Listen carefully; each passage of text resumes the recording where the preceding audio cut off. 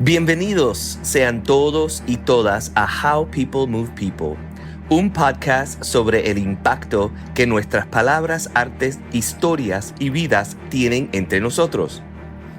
El viaje de cada serie es desarrollada en una secuencia de 6 episodios. Esta serie, titulada Trace Elements, fue desarrollada por José Solís, un escritor y investigador de cultura hondureño con sede en Madrid, que explora el impacto que dejan los artistas, tantos vivos como muertos, que se vieron afectados por la epidemia del VIH-Sida, que continúa en la actualidad. Solís viajó entre las Américas y Europa para recopilar historias de hombres y mujeres trans. Honramos sus historias en sus idiomas originales, ofreciendo la mitad de esta serie en inglés y la otra mitad en español. Doña Nanda Yure Harley es coreógrafa y profesora de danza en Costa Rica. Encantada, sobre todo para hablar de tantos compañeros con un gran futuro, con una gran carrera, que a partir de esta enfermedad, que sobre todo en el momento que sucedió, era una enfermedad mortal y no era una enfermedad incurable como ahora, y además en esa época también que ocurrieron los 80s, 83, 86, 89, el estigma de la enfermedad, era el estigma social. Y entonces miras que ahora en la mañana, antes de conectarme con vos, estuve pensando que, por ejemplo, en Costa Rica, me imagino que en los otros lugares del mundo también sucede eso. Toda la gente que muere, porque lo he escuchado en las noticias N cantidad de veces, que mueren de COVID, son gentes que mueren solas, ¿verdad? Son gentes que no les permiten que la familia se despida y que nada más por teléfono, pero no hay un abrazo, no hay un contacto físico, no hay una mirada, ¿verdad? Que muchas veces una mirada te puede salvar la vida o salvar la muerte, una mirada de cariño, de amor, de acompañamiento.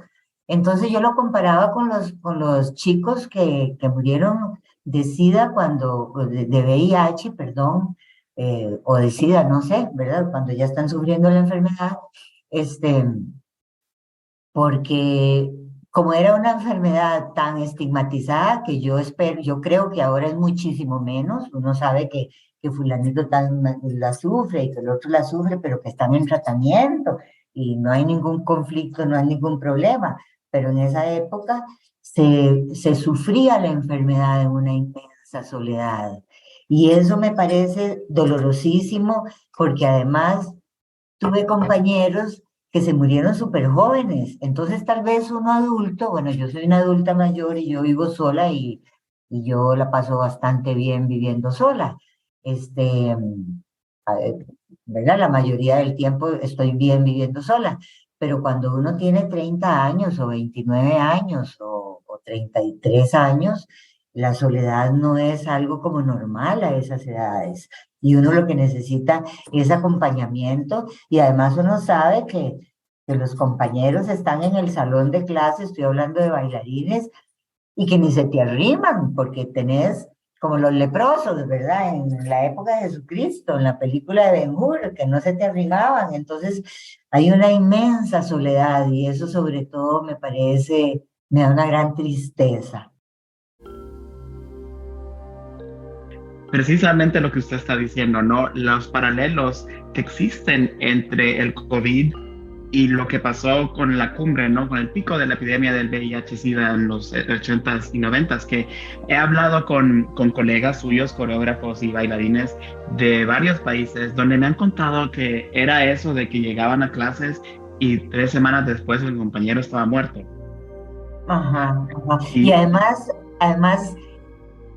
no se podía hablar de eso, no se le podía comunicar al mejor compañero, a tu mejor amigo en la compañía de danza. Vieras que se le desarrolló un hongo en la boca fuertísimo, fuertísimo, fuertísimo, que les dolía comer, no podían ni tomar agua, y además no lo pueden compartir, y además está el coreógrafo en el estudio trabajando, y te exige, sin saber que vos estás enfermo y que estás dando la vida en cada minuto y en cada movimiento que vos haces, te exige, sí, pero ¿por qué estás marcando? ¿Pero por qué no? Ese salto tiene que ser más grande. ¿A dónde está la potencia? ¿A dónde está la fuerza? ¿Dónde está?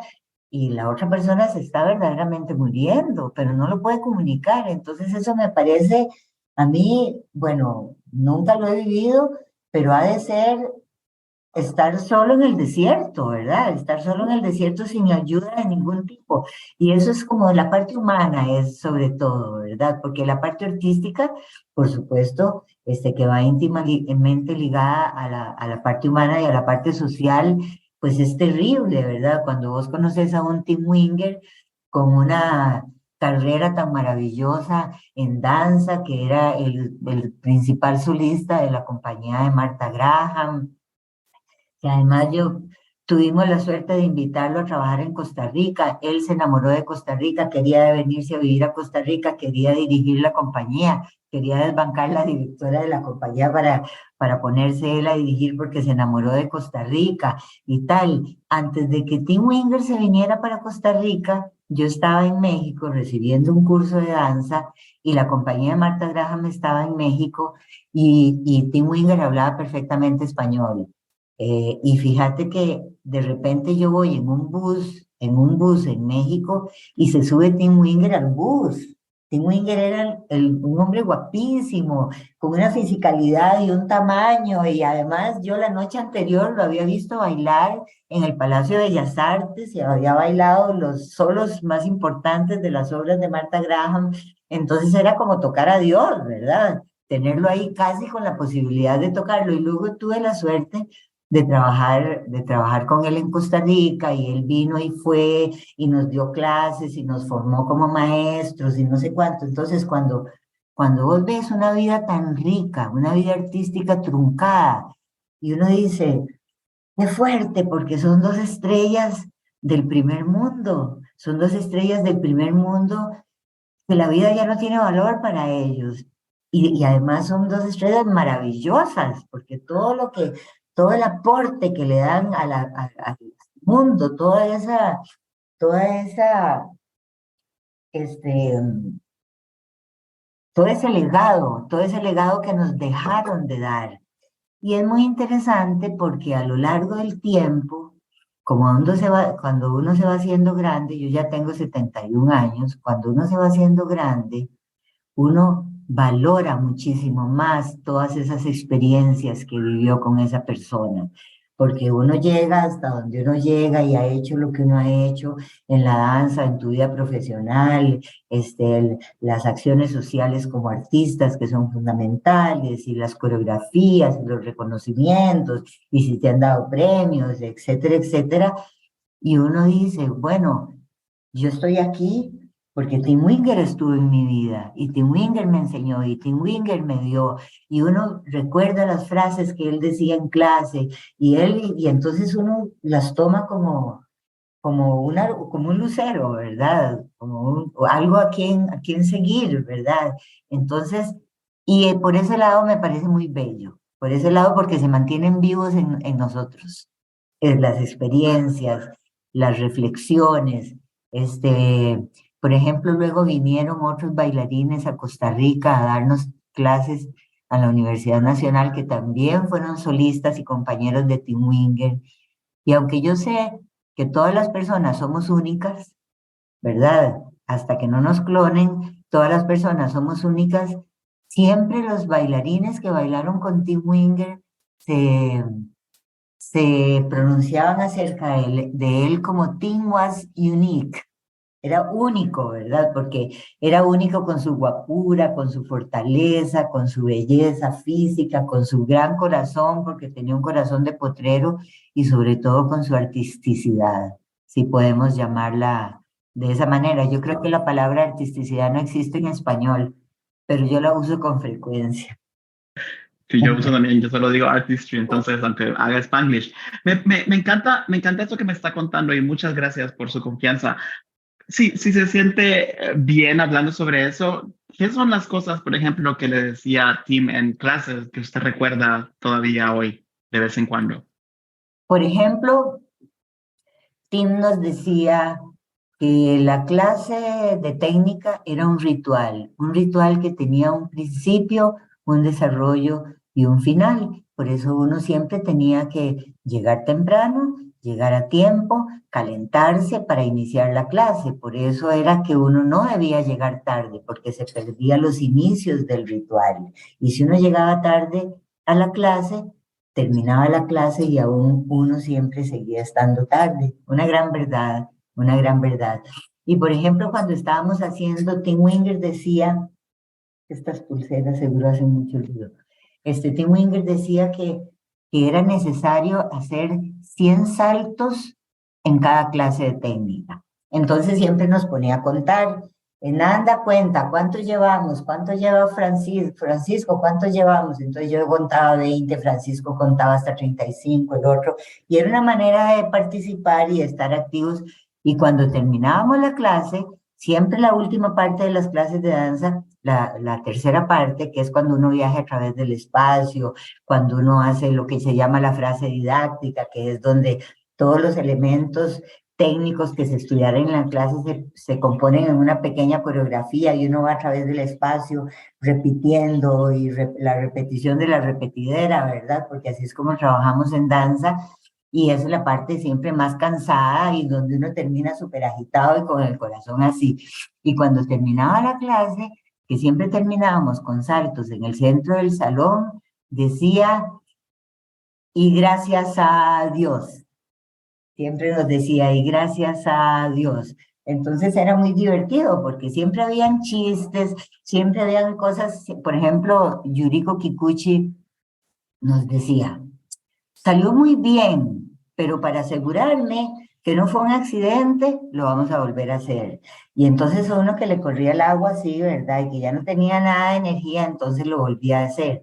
Y dice, salió tan bien que vale la pena repetirlo. Y otra vez, y así nos decía hacerlo un montón de veces, hasta que uno que quedaba exhausto. Y ella se aseguraba que realmente estábamos dominando la materia que ella nos estaba dando. Pues Tim Winger, todas estas porque Yuriko Kikuchi fue una de las primeras bailarinas solistas de la compañía, de la primera compañía Martha Graham.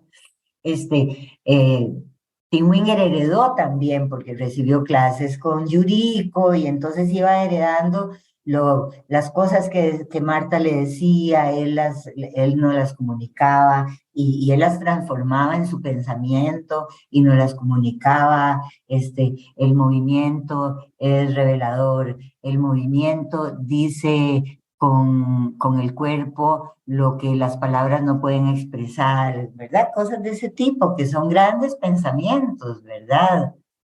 Los bailarines son grandes no por su técnica, sino por su pasión, por lo que hacen, ¿verdad? Que son, el artista debe ser un digno representante de su momento histórico. O sea, el artista con sus obras debe representar en el escenario los conflictos de la vida de ese momento, porque se trata de que con el arte usted habla de los problemas del hombre contemporáneo, ¿verdad? Y sus conflictos existenciales, sociales, individuales, con el entorno, con la naturaleza, ¿verdad? Por más que sea muy bonito lo que se esté bailando, porque pues no se trata de bailar lo bonito, ¿verdad? También hay que bailar lo esperpéntico, un poco como el ballet clásico, ¿verdad? Que es como muy bonito, pareciera que no hay conflicto, porque hay muchas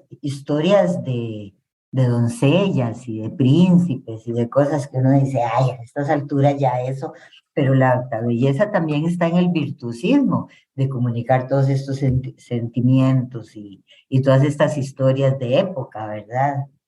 Entonces, era recibir clases también de filosofía de la danza, de filosofía de la vida, ¿verdad? Todas sus enseñanzas eran muy filosóficas.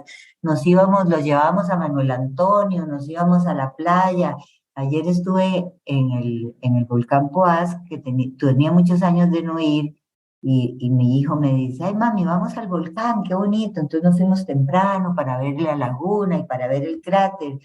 Y cuando íbamos con Tim, caminando por Puerto Viejo o íbamos por Manuel Antonio, siempre Tim se detenía y veía las formas de los árboles, y como la naturaleza nuestra es tan rica, es nuestro petróleo, ¿verdad? En Costa Rica la naturaleza es nuestro petróleo.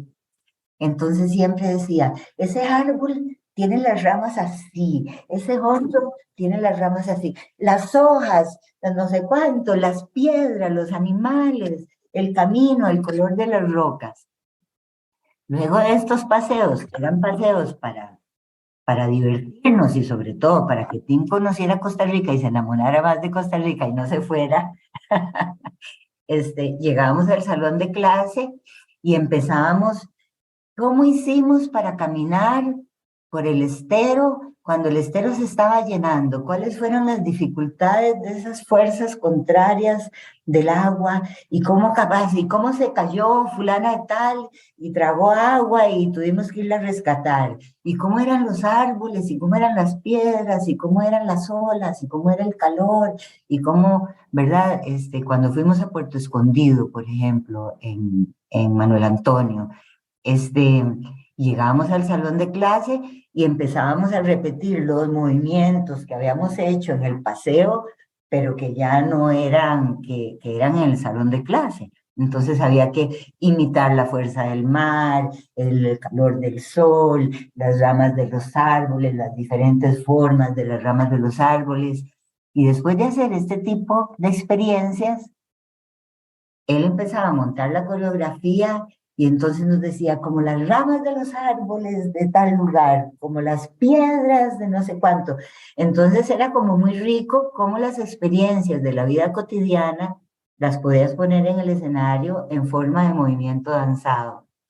Entonces esas son grandes experiencias que uno luego, más adelante, cuando uno sigue creciendo y se hace coreógrafo y sigue montando, también las practica, ¿verdad? como una inspiración de lo que Tim me enseñó.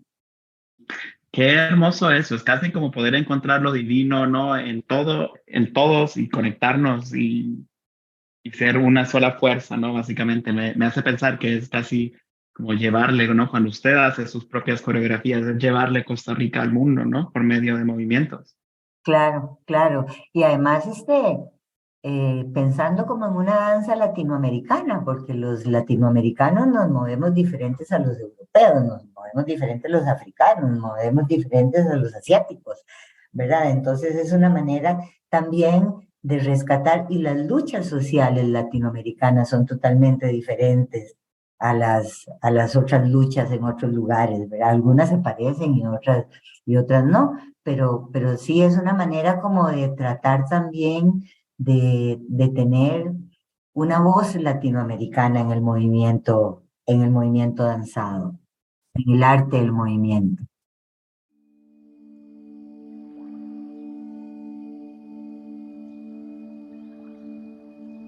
Quiero que me lleve al pasado y que me cuente en primer lugar usted por qué decide, por qué danza, ¿no? ¿Qué la hace convertirse en una persona que se mueve, una coreógrafa, en bailarina? ¿Y cuál es un poco su trayecto entonces? Para cómo decide, porque bueno, yo soy de Honduras, creo que se lo había mencionado, y Costa Rica, en Centroamérica, Costa Rica está en el futuro básicamente, no en todo lo cultural y lo artístico, pero aún en Costa Rica me imagino que debió haber sido difícil en algún momento decir, mamá, papá, quiero hacer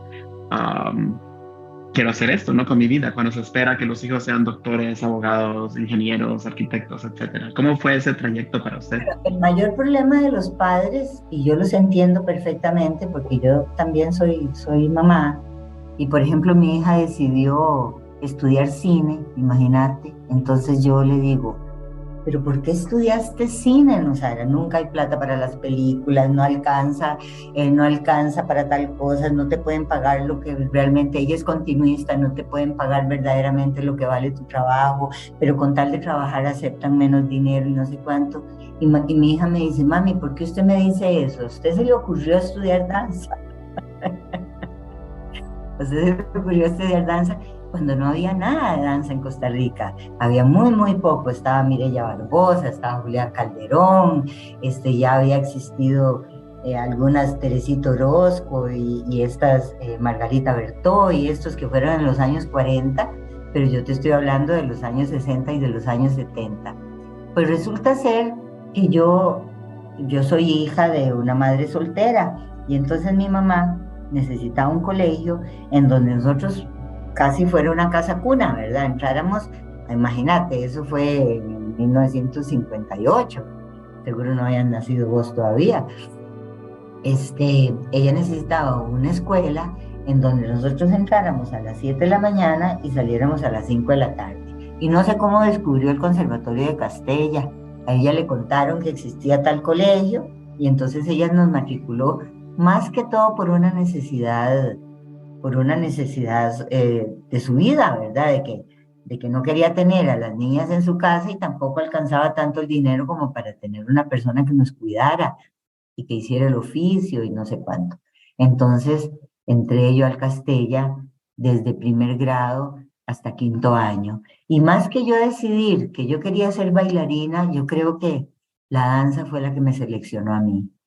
La danza fue la que decidió porque de repente yo salí del Castella graduada, en esa época era Ciencias y Letras, lo que había, no había la especialidad de, no sé si conoces la historia del Conservatorio de Castella, de un colegio en donde en las mañanas hay clases regulares de matemáticas, ciencias, historia, español, inglés, etcétera, y en la tarde, a partir de la 1 de la tarde, eran puras materias artísticas, entonces recibíamos solfeo, los solfeos, era obligatorio llevar un instrumento, uno estaba en contacto con la escultura, con la pintura, con el coro, con el canto en las óperas, recibíamos clases de teatro, recibíamos clases de danza, recibíamos clases de los diferentes instrumentos. Yo estudié guitarra, violín, piano, flauta dulce, trompeta, cello.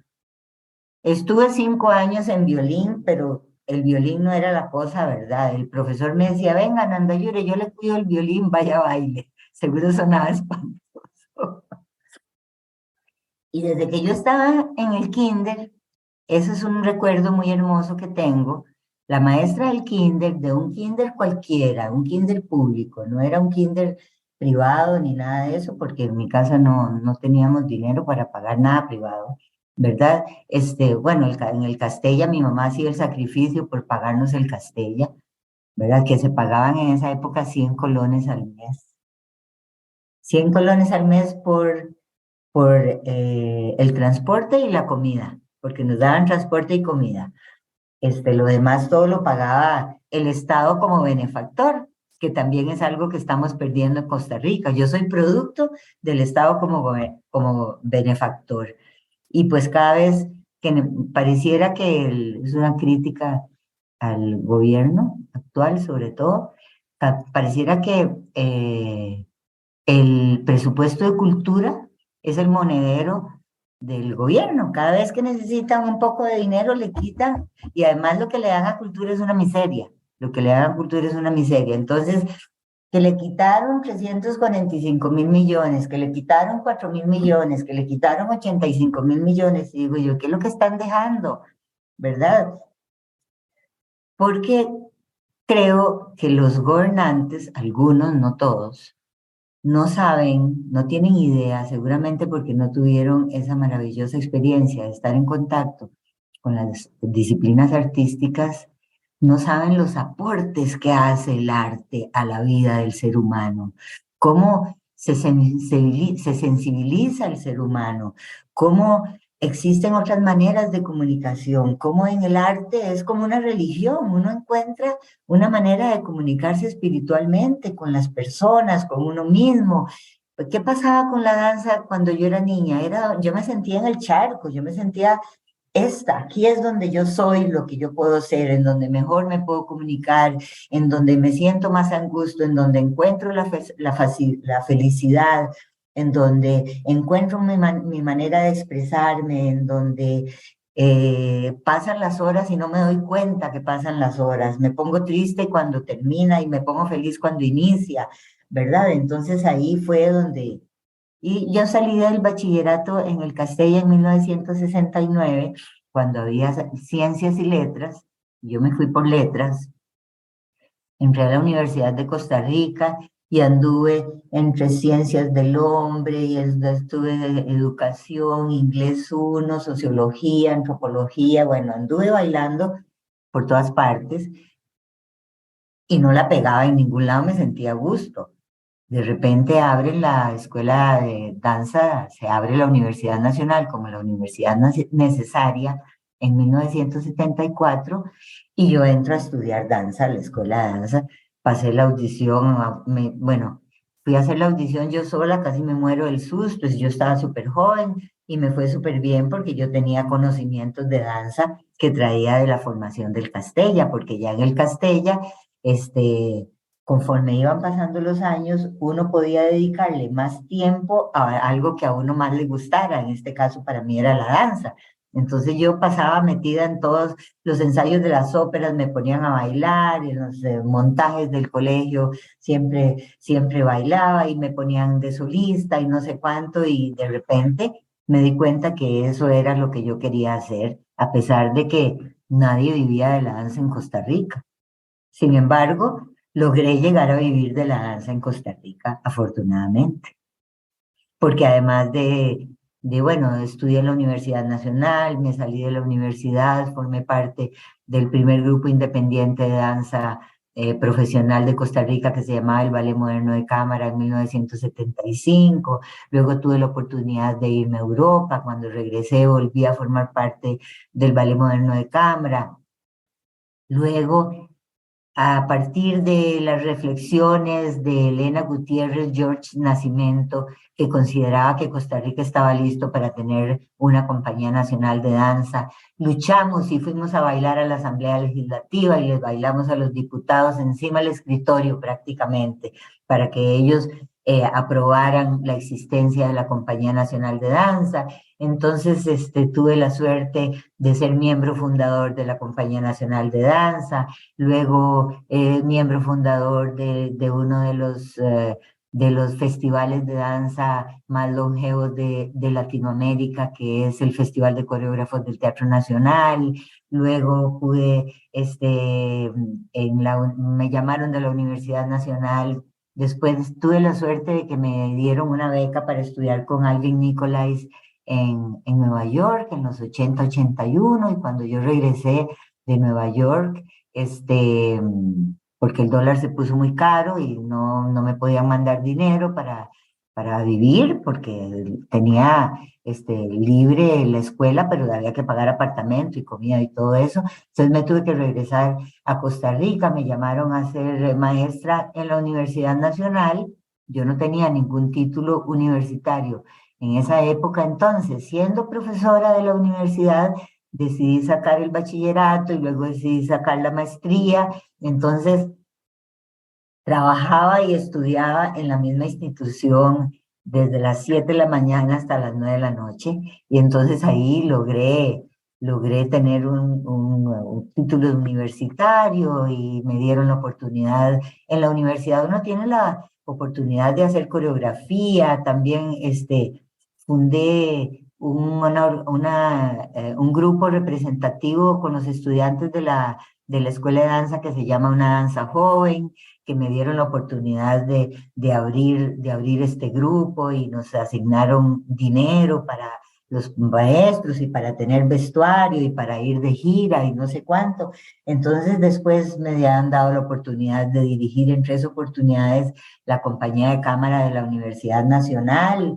Entonces y al mismo tiempo me invitaban de la Compañía Nacional de Danza a montar coreografía o a darles clase. Entonces y yo pienso que posiblemente por estar en Costa Rica es que tuve esta gran oportunidad de desarrollarme. Y ya te voy a decir, él también formé parte del grupo de Mireya Barbosa, que fue una de las primeras pioneras de la danza en los años 60 en Costa Rica. Entonces el Estado como benefactor me formó, tuve la oportunidad, porque yo no hubiera tenido el dinero para irme a estudiar a ninguna parte y pagar una escuela en Estados Unidos o una escuela en Europa, ¿verdad? De esos conservatorios, porque son carísimos.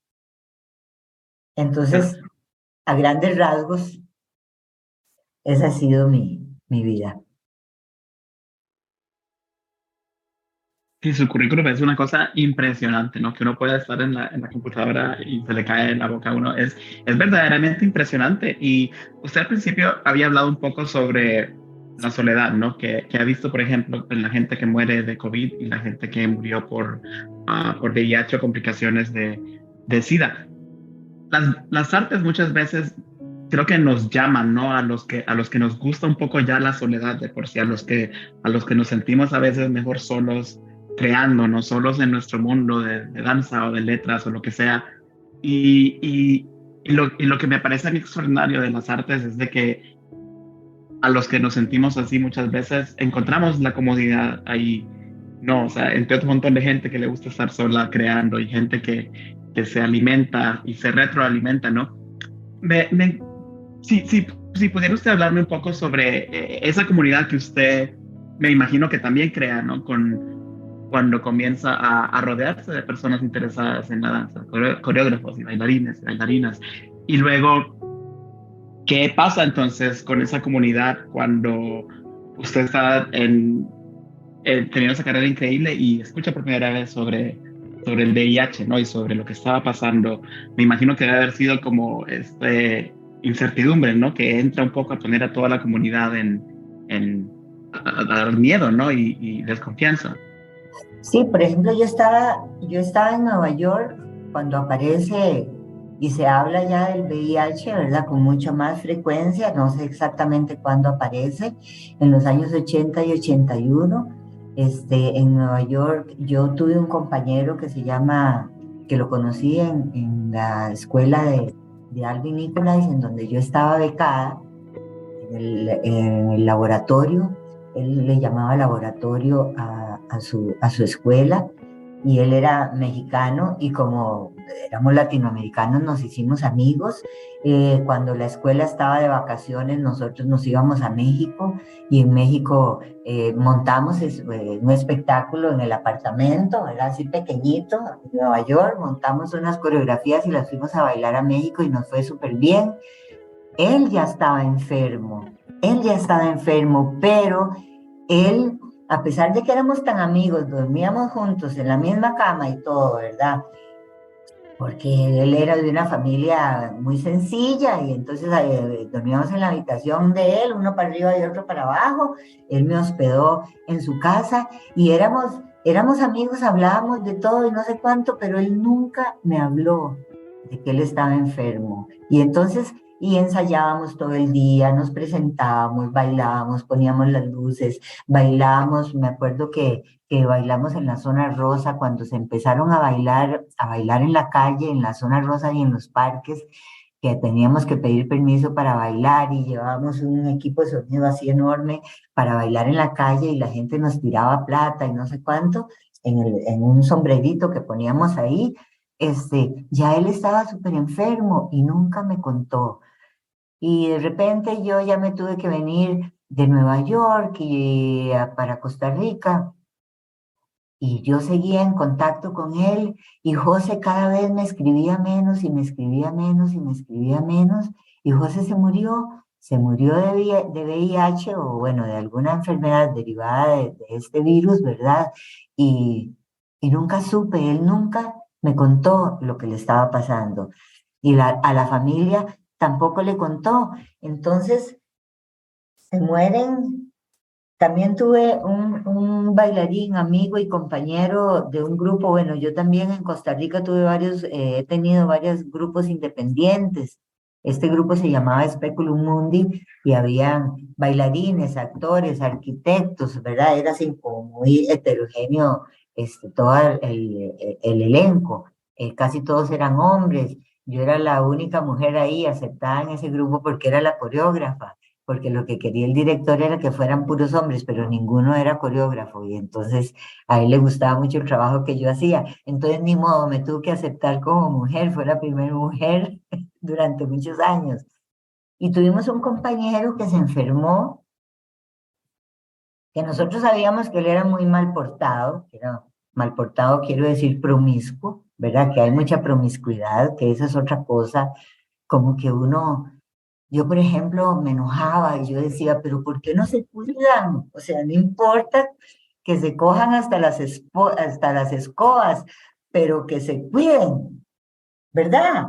Digo, ¿verdad? También es una cosa que muy interesante que sucede con los homosexuales y los LGTBI.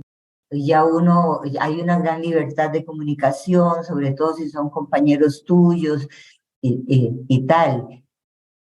Y este chico nunca quiso aceptar que él estaba enfermo. Entonces nosotros cuando él estaba hospitalizado lo llamábamos por teléfono. Yo lo llamaba por teléfono. Huguito, ¿cómo estás? Huguito, ¿qué tenés? Es que ningún médico encuentra qué es lo que tengo. Es que ningún médico. Y nosotros sabíamos que ya había sido él. Y yo digo, Juan, seguramente él siente que nosotros no somos amigos de él, porque él no puede comunicarse con nosotros y decirnos, mira, lo que tengo es tal cosa, ¿verdad? Qué duro, qué fuerte. Y nosotros habíamos viajado montones de veces a festivales en Latinoamérica, nos conocíamos hasta el que te conté, porque nos desvestíamos todos juntos en el mismo, ya uno sabía de qué color la tenía aquel y de qué otro color la tenía aquella. Claro, porque nos desvestíamos a donde hay que bailar y nos quitábamos la ropa en el bus nos íbamos cambiando. ¿Entendés? Cuando íbamos tarde para la función, nos íbamos cambiando y maquillando en el bus y ya uno tenía técnicas para vestirse, ya le conocía el culo a aquel y los pelos al otro, porque así es la vida del artista, ¿verdad? Y del bailarín, decía Julián Calderón. Parecemos putas, nos quitamos la ropa, nos ponemos la ropa, nos quitamos la ropa, nos ponemos la ropa. Eso decía Julián Calderón. ¿Entendés? Y yo digo, nos conocemos tanto y cuando bailamos nos chupamos el sudor, nos tragamos el sudor del compañero y no sé cuánto, pero no tenemos la confianza de decirle a ese compañero, me pasa tal cosa. Porque quizá la muerte hubiera sido diferente, hubiera sido con un poco de acompañamiento, ¿verdad? Entonces eso es lo que siempre me ha parecido como lo más doloroso de todo. Yo creo que sigue siendo estigmatizada esta enfermedad, porque a mí me llamó mucho la atención, eso lo digo porque cuando estábamos en el caso este del matrimonio igualitario en Costa Rica, que gente gay quería casarse porque era una oportunidad que nunca habían tenido en su vida. En cambio, nosotros los heteros nos hemos casado y uno dice, ¿para qué se quieren casar? ¿Para qué se quieren casar? Pero la gente que no lo ha vivido se quiere casar y además el casarse le da una gran cantidad de derechos que no los tenés si no estás casado, ¿verdad? Entonces yo digo, si la gente va a ser más feliz y vamos a tener una cantidad de personas felices porque se pueden casar, que se casen. ¿A quién le duele? A nadie le duele la felicidad de los demás, no puede ser así. Y en este país costó muchísimo que se reconociera el matrimonio igualitario, que pasara por la ley, y entonces le dieron largas, el presidente decía que sí, todo matón, que sí, que lo íbamos a lograr, y cuando la cosa estuvo, que solo había que firmar, empezaron a echarse para atrás y empezar a buscar piedras, encontrar esquinas en una mesa redonda, ¿dónde está la esquina para decir que no? Y entonces me di cuenta que yo vivía en un país de mojigatos y que yo estaba equivocada de donde yo vivía. Yo dije, esto no puede ser que sea la Costa Rica que yo creo. Yo creía que íbamos a decir, claro, que se casen los que se quieran casar, sea el bando que sea, ¿verdad? Solo el matrimonio con niños, eso sí no me parece, no lo acepto del todo. Pero si se quieren casar, que se casen y que sean felices y que la herencia y que puedan ir al hospital a visitar a sus amigos, a su novio, a su marido, a su esposo, a su amante, lo que sea, ¿me entendés? Entonces yo me di cuenta que vivía en un país de mojigatos. Y yo pienso que seguramente en la actualidad hay muchísimo estigma de esta enfermedad. Lo que sucede es que como yo me desarrollo y me he trabajado con tantos, y no es porque en el arte hay más gay que en otras disciplinas, sino porque quizá el arte permite que la persona sea más libre y se exprese mejor. Yo creo que tal vez por ahí anda la cosa, ¿verdad? Porque en el arte la comunicación es diferente y nos aceptamos más como somos, ¿verdad? Entonces, pero yo no sé, yo siento que ahorita en la sociedad no es tan duro con la gente que está enferma. Y más bien, inclusive hemos tenido casos de amigos que se han enfermado, que no han querido ir al hospital y los hemos llevado obligados al hospital y les hemos pagado el seguro social entre varios compañeros para que este hijo de su madre no se muera, hijo de puta, le decimos. Porque no te puedes morir, porque tenés mucho que dar, ¿me entendés? Hasta que la persona entiende que, claro, que se puede vivir con la enfermedad, ¿verdad? Y eso ha pasado afortunadamente, afortunadamente. Claro, las personas que ayudan y que colaboramos y que no sé cuánto, son gente del gremio, ¿verdad? No son gente, pero yo veo que hay muchísimo más aceptación y que ya no te vuelven a ver como si fueras un bicho raro o tuvieras lepra, ¿no? ¿Cómo piensa usted que cambió el arte de la coreografía y de la danza haber sobrevivido la epidemia del VIH? ¿Qué cambios vio usted en el mundo? Porque me imagino que solo eso, ¿no? El perder tantos compañeros y compañeras, tiene que haber sido una cosa increíble. Yo pienso que hay una mayor sensibilidad hacia estas personas enfermas que se han enfermado y que han muerto, porque si nos ponemos a pensar en este pianista famoso Liberace, ¿verdad? Que creo que también murió de VIH, o un cantante como Mercury, como Fred Mercury, ¿verdad? Que uno dice, ¿por qué no se enfermó después para que él pudiera, verdad? Porque él pudo haber, despuésito de que él se murió, empezaron con los medicamentos, y entonces si una persona tan valiosa como él, ¿verdad? Y así, yo pienso que hay un mayor reconocimiento de su obra artística, de su propuesta, de su vida, un gran valor, sobre todo cuando tuvo los que te conté, digo yo, de decirle a sus compañeros, estoy enfermo de tal cosa, porque fue otro que se cayó y se cayó y se cayó, y un día reunió a sus compañeros y les dijo, estoy enfermo. Y sus compañeros lo ayudaron y lo apoyaron hasta el final. Entonces yo digo, ahí él murió diferente a como murió, bueno, Nureyev también tuvo apoyo, pero como murieron muchísimas otras personas, ¿verdad?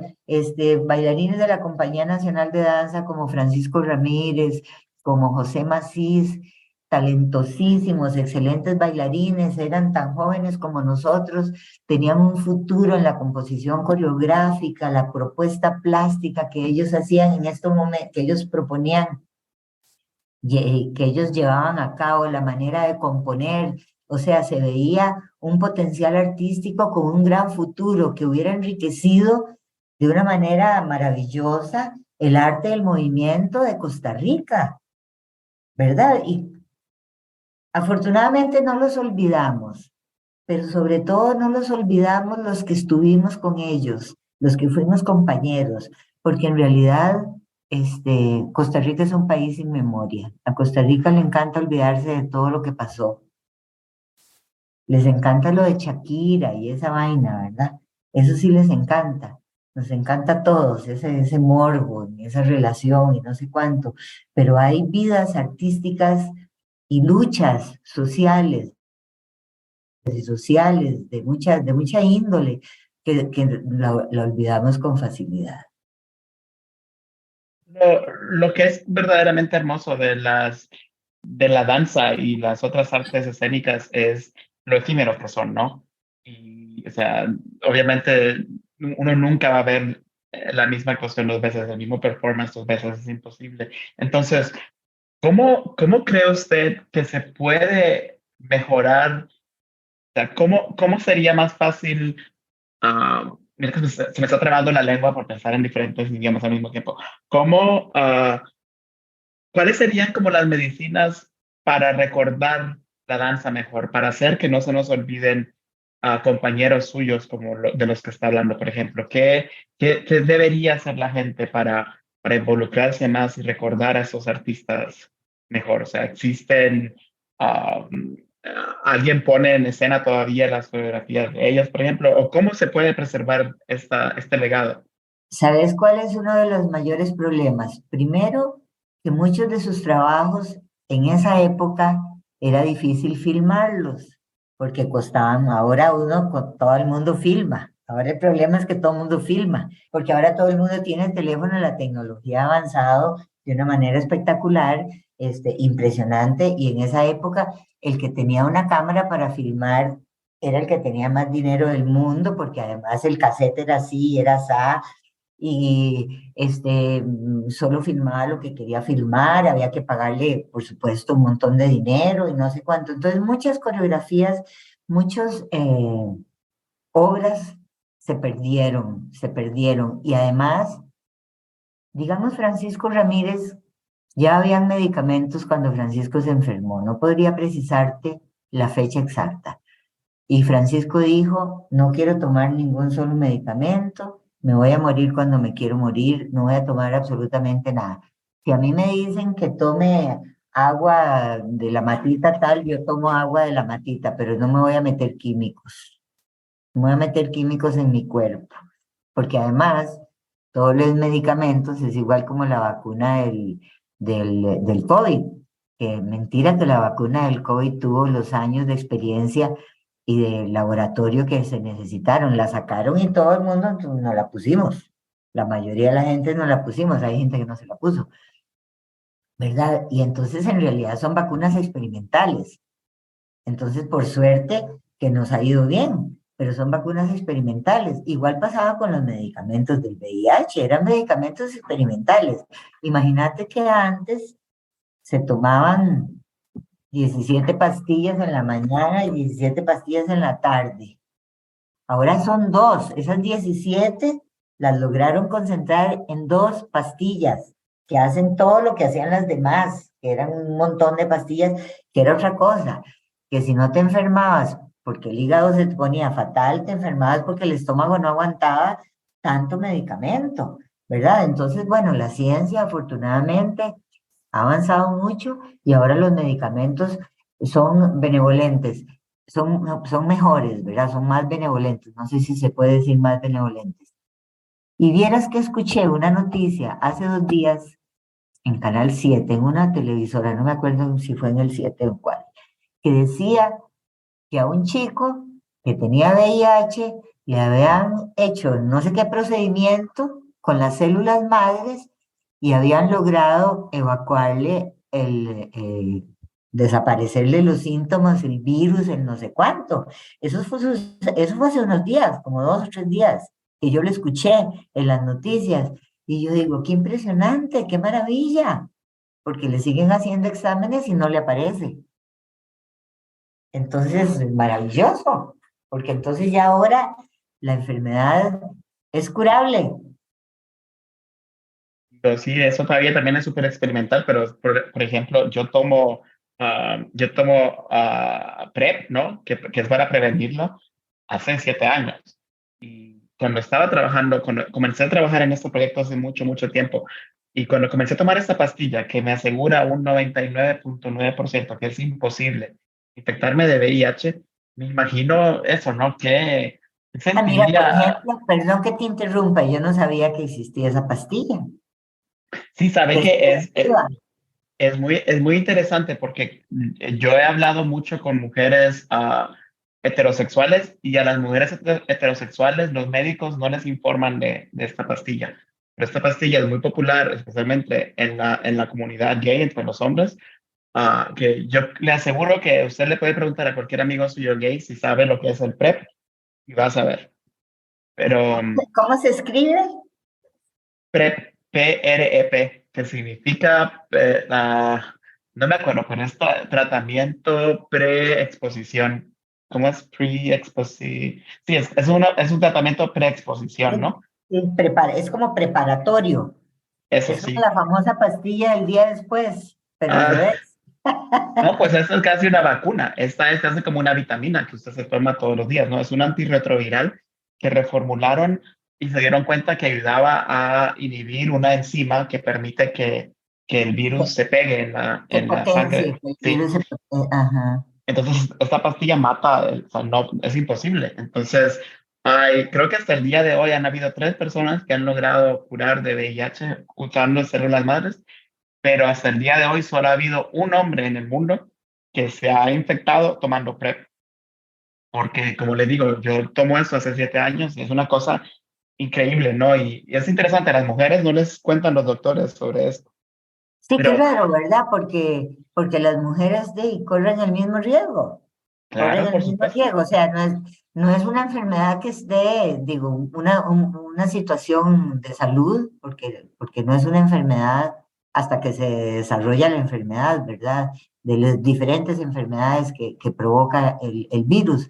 Este, porque no es una enfermedad de un sexo, es una enfermedad de transmisión sexual, ¿verdad? Sí.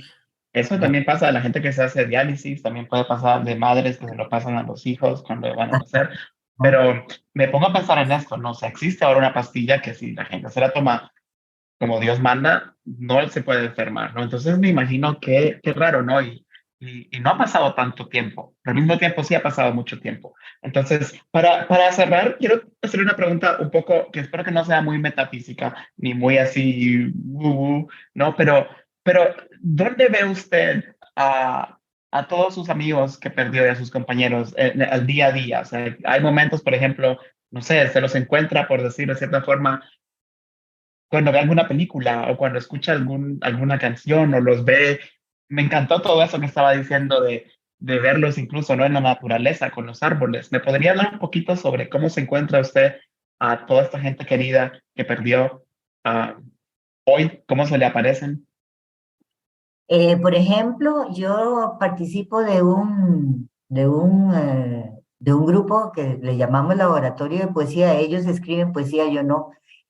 Pero leemos y hablamos mucho de autores y de información y se hace crítica a la situación política actual de Latinoamérica y de lo que pasa en la guerra de Ucrania. Es un poco así como para estar como actualizado y yo participo y hablamos de cine, hablamos de música y, por ejemplo, un compañero hablábamos, yo les hablaba de la música intelectual contemporánea, que es una música clásica, que a veces cuesta escuchar porque pareciera que es muy experimental y que no tiene ritmo y que son como muchos sonidos, pero que pareciera que no tiene estructura, pero sí tiene estructura y tiene melodía. Lo que pasa es que es otro tipo de música, ¿verdad? Le llaman música intelectual contemporánea.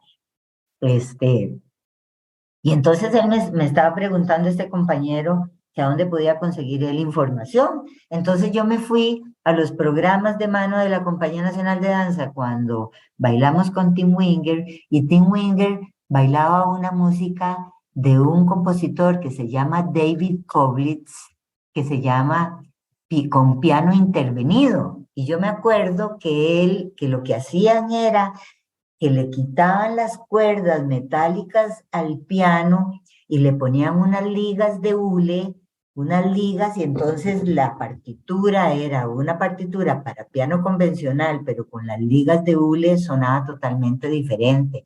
Y entonces Tim Winger bailaba con la pianista en un piano de cola en el Teatro Nacional y estaba él bailando y los dos estaban en escena e interactuaban y la música que salía de ese piano uno decía, pero ¿por qué suena así el piano? ¿Qué es lo que le pusieron? Y claro, es una de las grandes enseñanzas de Tim. Yo nunca había visto cómo le quitaban tal cosa y le ponían unas ligas y la liga más gordita, la liga más flaquita, la liga con menos flexibilidad, con más flexibilidad y el sonido que salía era espectacular. Entonces eso, por ejemplo, lo he estado recordando en los últimos tiempos, como para mí esa era música intelectual contemporánea, aunque en esa época no existía ese concepto, ¿verdad? Entonces pude comunicarle a mis compañeros de estas cosas y también, digamos, con los compañeros de la Compañía Nacional de Danza, que había Francisco Ramírez y José Macís, eran hermosísimos coreógrafos, los dos muy diferentes, muy talentosos bailarines también, y ellos tenían unas concepciones plásticas. Entonces Francisco le decíamos Pancho, y Pancho siempre nos decía, hola, honey. Entonces a él siempre lo recuerdo como honey. Siempre que hablamos de Pancho, hablamos de honey, porque él era, hola, honey para arriba y honey para abajo. Eh, Cariñosamente, ¿verdad? Y entonces cuando como miel me acuerdo de él, cuando le pongo miel a mi pan o cuando veo miel y lo veo en inglés me acuerdo de Pancho, ¿verdad? Porque era coloquial cuando hablábamos de esas cosas. Y fíjate que él le gustaba mucho trabajar con elementos plásticos, escenográficos, con cuerdas, con telas, con cuadros que se movían, que se deshacían, con mucha elemento plástico protagónico en escena. Y eso es hace 25, 30 años, que no se usaba tanto trabajar en la plástica, en la danza contemporánea, con este tipo de plástica escénica.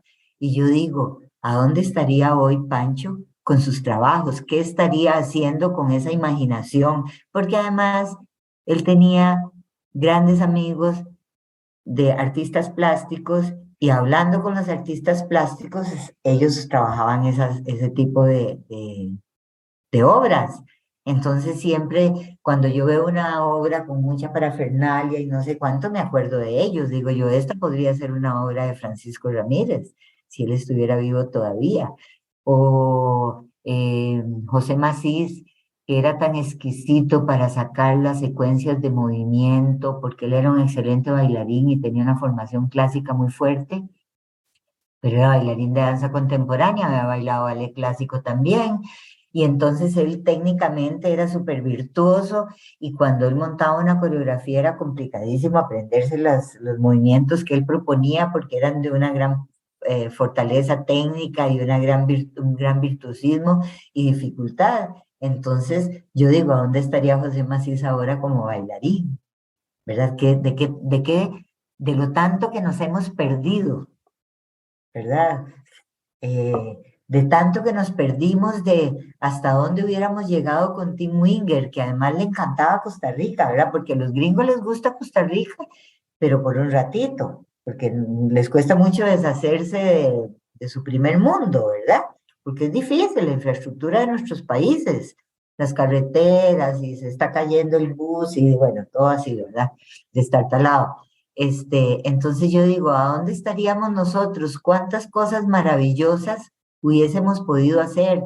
Porque también con Tim Winger, como era una estrella internacional, bailábamos con la orquesta sinfónica, o con un cuarteto de vientos, o con un quinteto, y les ponían ligas, y les ponían cosas a los instrumentos, ponían una máquina de escribir, que sonaban notas cuando se tocaba la máquina de escribir, y cosas así y instrumentos inventados a partir de otros artefactos, ¿verdad? Entonces, pues mucho lo que nos hemos perdido, o todo ese rico mundo de experiencias artísticas, a dónde estaríamos, o todo lo que habríamos hecho en conjunto, ¿verdad? Como que esa enfermedad nos robó un futuro que nunca vamos a saber, ¿no? Cómo hubiera sido. Totalmente, y además, como iniciamos la pregunta, como no había tanta facilidad para filmar esas obras que podrían estarse mostrando, que las podríamos estar viendo, que las podríamos estar proyectando, que podría haber un espacio en línea en donde uno pueda ir y acordarse de la historia y decir, ay, estas eran las coreografías que se montaban y que se bailaban en ese momento, las perdimos. Y también cuando ellos ya estaban malitos, que no les interesaba nada, que costaba mucho hasta hablar con ellos porque se cansaban de solo hablar, porque ya estaban en las últimas. Ellos no les dejaron los derechos de autor a nadie. Y son obras que no se pueden tocar, porque no hay derechos de autor, que es la parte más triste, porque también uno podría reconstruirlo a partir de la memoria, a partir de fotos, de las memorias de los bailarines intérpretes que estuvieron ahí. La música está grabada en tal lugar, ¿verdad? Es tal música la que se utilizó, y uno podría remontar algunas escenas, tal vez no la obra completa, pero sí algunas escenas, y mantenerlas como en repertorio, sobre todo cuando se celebran los aniversarios de la Compañía Nacional de Danza, el aniversario de estos bailarines. Hace tanto tiempo nos dejó Francisco Ramírez, hagámosle un homenaje y bailemos algún segmento o fragmento de algunas de sus obras, ¿verdad? Que eso es muy emotivo, eso es muy emotivo y es hermoso, y eso no se puede hacer porque uno no puede montar obras si no tiene los derechos de autor. Estas obras, de cierta forma, entonces viven solamente en su memoria, ¿no? Y en la memoria de la gente que las vio. En nuestra memoria y en la memoria de algunas fotografías que andan por ahí. Qué triste, la verdad, eso, qué triste. Pero bueno, espero que con este proyecto los nombres de ellos y obviamente el suyo, que no necesita, ya se les recuerda muy bien, obviamente, y sigue trabajando, pero que se esparzan por todo el mundo, más todavía. How People Move People es presentado por el Centro Nacional de Coreografía de la Universidad de Akron, o NCC Akron. Este podcast es producido por Jennifer Edwards. Silvana Cardell produció nuestros programas para la comunidad hispana. James Sleeman es nuestro editor. El tema musical es de Elise Rovin. La transcripción de Arushi Singh. La portada de Micah Kraus. Soy Eduardo Vilado, director artístico y ejecutivo del Ballet Hispánico y miembro de la Junta de NCC Akron. Un agradecimiento especial a la Fundación John S. y James L. Knight por su continuo apoyo a la programación de NCC Akron, como esta serie. Para más información sobre NCC Akron, visítenos en línea en nccakron.org y síganos en Instagram o Facebook @NCCAkron. Esperamos que hayan disfrutado este episodio y lo alentamos a que se inscriban en su plataforma de podcast favorita buscando How People Move People. Gracias.